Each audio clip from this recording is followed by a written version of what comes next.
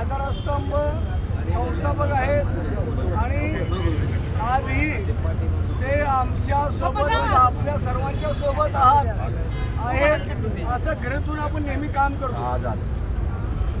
बाबा आढावांच्या मुळे आज आपण इथं सर्व जमायला आपल्याला तो छोटासा प्रयत्न आपण करतोय आणि बाबांच्यामुळे आपण या ठिकाणी आज जमलो। आज जर या ठिकाणी आपण अनाधिकृत असताना अधिकृत कसं झालो हे कुणालाही कल्पना नाही, कुणामुळं झालो हेही माहिती नाही। आज 1993 पासून बाबा आढावांनी आपल्यासाठी पथारी संस्था स्थापन केली आणि त्याच्या अनेक वर्ष महानगरपालिकेला आम्हाला सर्वे करून आम्हाला ओळखपत्र मिळवताना 95 पासून मागणी करत होती, परंतु हे कधीही झालं नाही।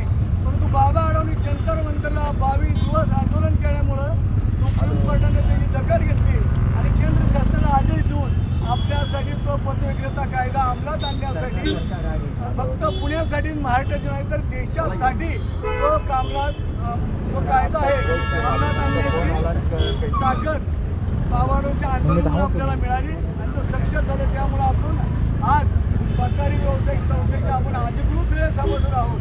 म्हणून आज या ठिकाणी तुमच्या सर्वांच्या वतीनं आणि आज आपल्यासोबत आपले संस्थापक बाबा आढाव आपल्यासोबत आहे असं समजून आज या बोर्डाचं आपलं उद्घाटन झालं असं मी जाहीर करतो। या ठिकाणी पाऊस भरपूर आहे, दुपारपासून चालू आहे पाऊस, परंतु आमच्या बदलेच पावसात भिजत आले त्यामुळं या पावसामध्ये बोलण्यासारखं भरपूर आहे। परंतु पावसामुळं दिवसभर तुम्ही परिश्रम घेतलं आणि पावसामुळे आपल्याला थोडा उशीर झालेला आहे।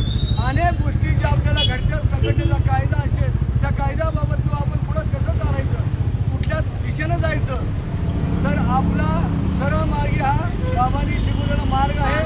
त्या मार्गाने आपल्याला संघटना चालवली। आज काही जणांनी बघते आमच्या वर्गीस्थानी व्हिडिओ दाखवला, अधिकृत असू द्या अनधिकृत व्यावसायिक असू द्या, त्यांना जर तुम्ही या ठिकाणी दादागिरी करून खंडणी मागणारे जर असतील तुम्हाला पण या ठिकाणी तसंही घडत असेल ना संघटना दखल घेतल्याशिवाय राहणार नाही, लक्षात ठेवा।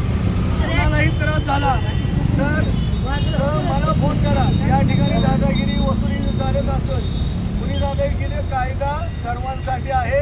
बाबा आढावांनी आपल्यासाठी कायदा केला आहे आणि आपल्याला जगण्याचा एक अधिकार म्हणून बाबांनी आपल्याला प्रमाणपत्र लायसन आपल्याला मिळवून दिले। त्या अधिकाराखाली आपण